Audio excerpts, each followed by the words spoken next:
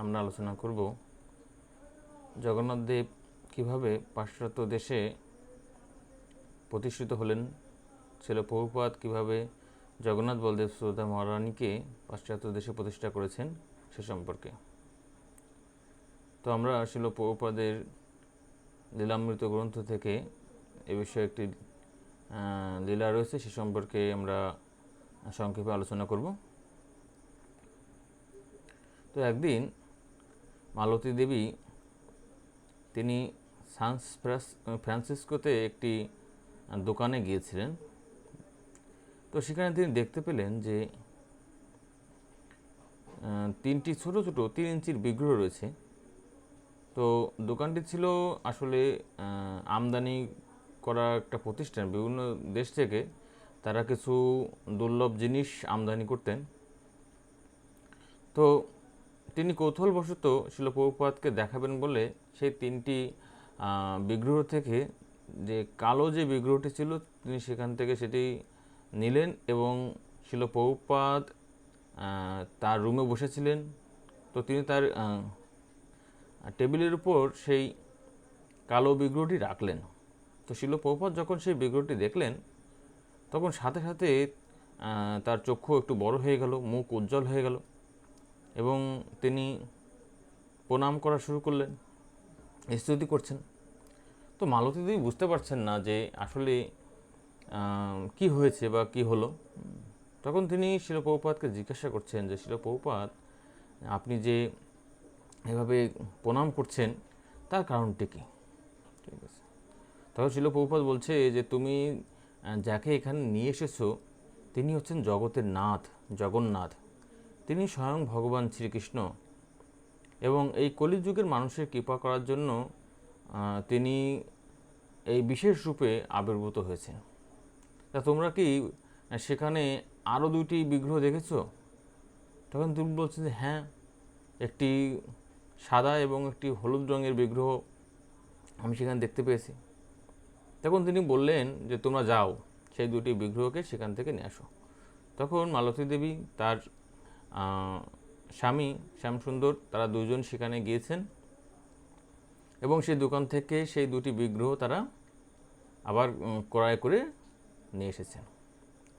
তো শিল প্রভুপাদ তখন এই 3টি বিগ্রহ, জগন্নাথ বলদেব সুভদ্রা মহারানী বিগ্রহ, তিনি দর্শন করে সেই বিগ্রহ সম্পর্কে তাদেরকে বলছেন কিভাবে রাজা ইন্দ্রদ্যুম্ন এই 3টি বিগ্রহ স্বর্গের যিনি কারিগর বিশ্বকর্মা দ্বারা এই বিগ্রহগুলো তৈরি করেছিলেন এবং ভারতবর্ষের জগন্নাথপুরীতে মহা আড়ম্বরে এই 3টি বিগ্রহের জগন্নাথ বলদেব সুভদ্রা মহারানীর সেবা পূজা হতো। তো তিনি শ্যামসুন্দর প্রভুকে বললেন যে এখানে কেউ কি কাঠের খোদাই করতে পারে কিনা। তখন শ্যামসুন্দর প্রভু বললেন যে আমি পারি কাঠের কাজ করতে বা খোদাই করতে। তখন শিল প্রভুপাদ তাকে আদেশ প্রদান করলেন যে তুমি 3 ফুটের 3টি বিগ্রহ তৈরি করো, এই বিগ্রহের অনুরূপ তুমি 3টি বিগ্রহ তৈরি করো। তখন শ্যামসুন্দর প্রভু তিনি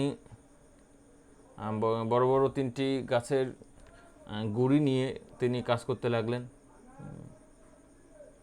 এবং এক পর্যায়ে এই কাজ যখন শেষ হয়ে গেছে, শেষ পর্যায়ে তার হাতে এই জগন্নাথের কাঠের একটি অংশ ঢুকে যায়, তার ফলে তার ইনফেকশন হয় এবং তার শরীরে বিষক্রিয়ার ফলে তাকে হাসপাতালে নিতে হয়।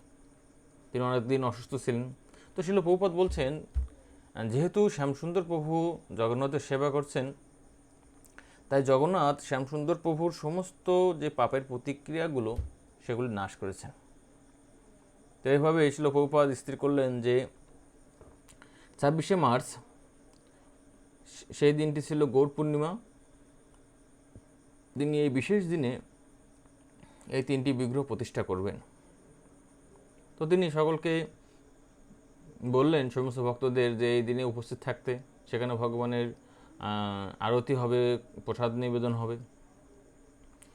তো তো সকলে সেখানে উপস্থিত ছিলেন, সমস্ত হিপ্পিরা তারা সেখানে ছিলেন যারা প্রভুপাদের কীর্তনে আসছেন।